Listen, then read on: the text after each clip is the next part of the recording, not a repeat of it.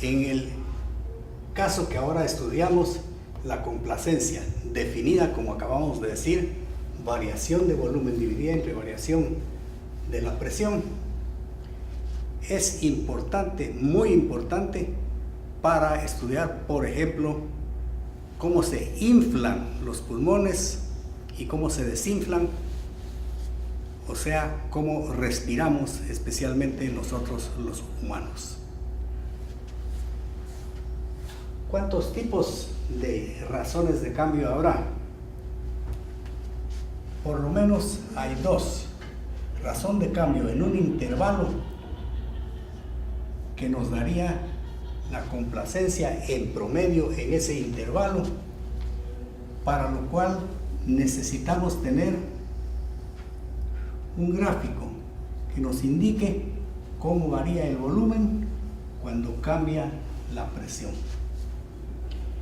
Al tomar medidas de volumen versus presión, vamos a obtener algún tipo de curva. Por ejemplo, algo así como esta. Si tenemos alguna presión al inicio que corresponde a un volumen al inicio y después una presión al final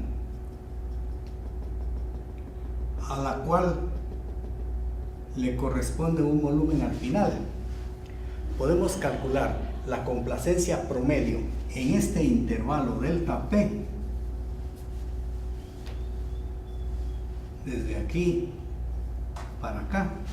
En este intervalo podemos calcular la complacencia promedio si obtenemos la variación del volumen. Para eso tomamos el volumen al final menos el volumen al inicio, que nos da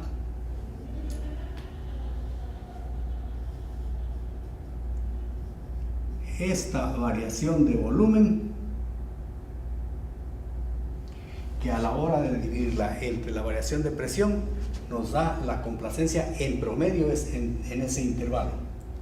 Es decir, que hemos tomado en efecto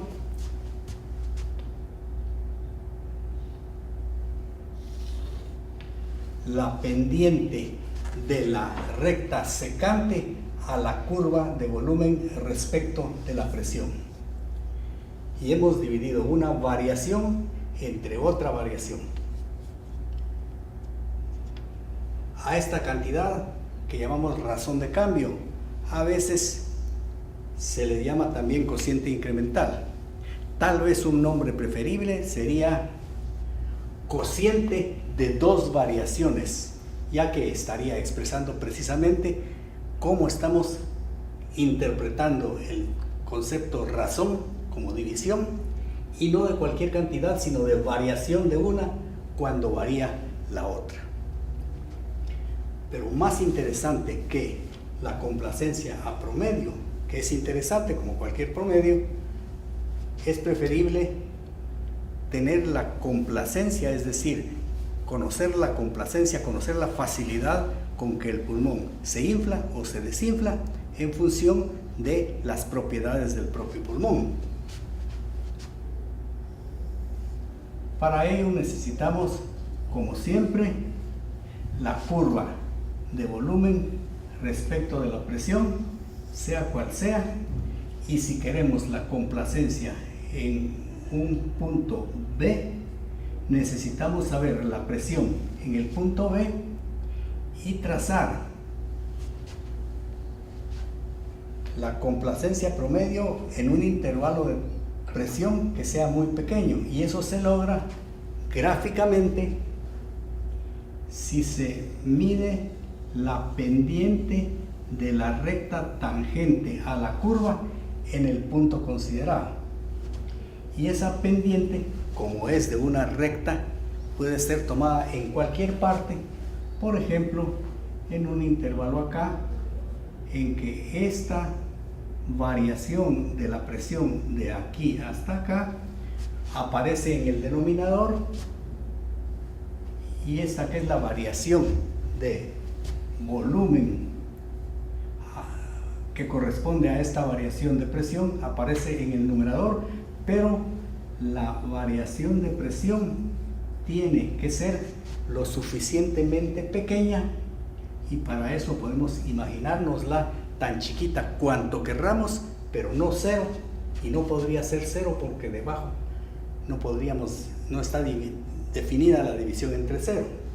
Entonces nos queda que la complacencia en el punto P es la variación del volumen entre delta P, pero la variación de presión debe de tender a cero. Eso es tremendamente importante.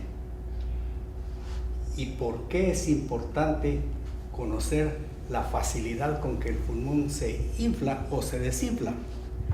Porque como es en función de las propiedades del pulmón, se puede determinar en función de esas propiedades el estado de salud del pulmón, si está sano o si está enfermo y qué tipo de enfermedad puede tener.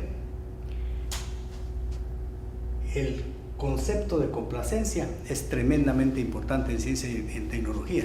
Se utiliza mucho en las leyes de Newton, en elasticidad, en dinámica de fluidos, en electricidad, en electrodinámica, en termodinámica, en teoría de la relatividad, en mecánica cuántica, etc.